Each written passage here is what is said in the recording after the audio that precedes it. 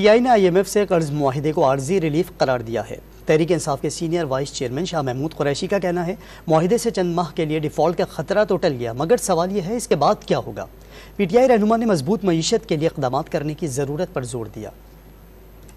एक मुआहिदा हुआ है, एक 9 माह के लिए $3 बिलियन का स्टैंड बाय अरेंजमेंट जो है वो आपके सामने आया है।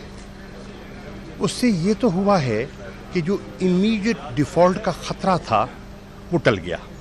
उस हद तक तो मुझे इस मुआहिदे की अफादियत का एहसास भी है, लेकिन सवाल ये है, क्या ये हल है?